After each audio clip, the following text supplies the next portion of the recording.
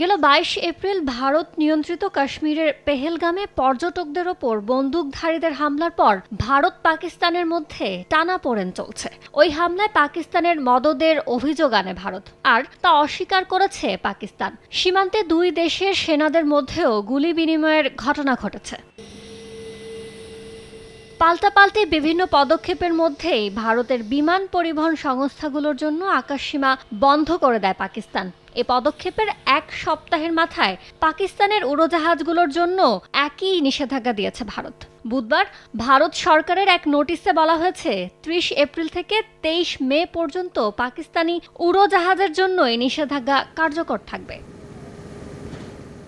পাকিস্তান ভারতের পাল্টাপাল্টি আকাশসীমা বন্ধে কার কি ক্ষতি হতে পারে, এমন প্রশ্ন ঘুরপাক খাচ্ছে সাধারণ মানুষের মাঝে। এভিয়েশন বিশেষজ্ঞরা বলছেন, পাকিস্তান আকাশসীমা বন্ধ করে দেওয়ার কারণে শত শত ভারতীয় ফ্লাইট চলাচল বিঘ্নিত হচ্ছে।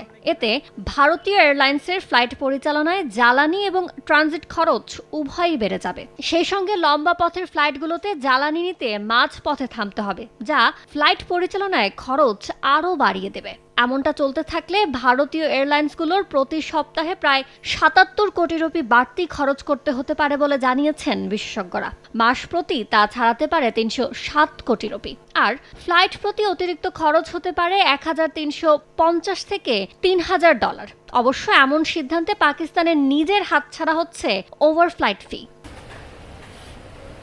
একইভাবে ফ্লাইট পরিচালনায় বাড়তি সময় ও অপারেটিং খরচ বাড়ায় ভুগবে পাকিস্তানও, কেননা একটি এয়ারলাইন্সের মোট খরচের প্রায় ৩০% ব্যয় করতে হয় বিমানের জ্বালানিতে। তবে বার্তা সংস্থা রয়টার্স বলছে, এই নিষেধাজ্ঞার প্রভাব ভারতের তুলনায় পাকিস্তানের বিমান শিল্পে কম পড়বে, কারণ পাকিস্তান ইন্টারন্যাশনাল এয়ারলাইন্স PIA শুধুমাত্র কুয়ালালামপুর রুটে ভারতীয় আকাশসীমা ব্যবহার করে, যেখানে প্রতিদিন ২০০ থেকে ৩০০ ভারতীয় ফ্লাইট পাকিস্তানের আকাশসীমা অতিক্রম করে। এদিকে মঙ্গলবার দেশটির জাতীয় বিমান সংস্থা PIA জানায়, দ্বিপাক্ষিক উত্তেজনা বাড়ায় তারা ভারতীয় আকাশসীমা এড়িয়ে চলার সিদ্ধান্ত নিয়েছে।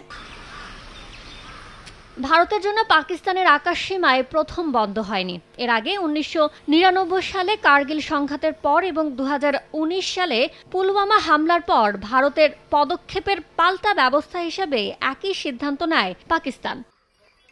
ইয়ানুর শিফাত, সময় সংবাদ।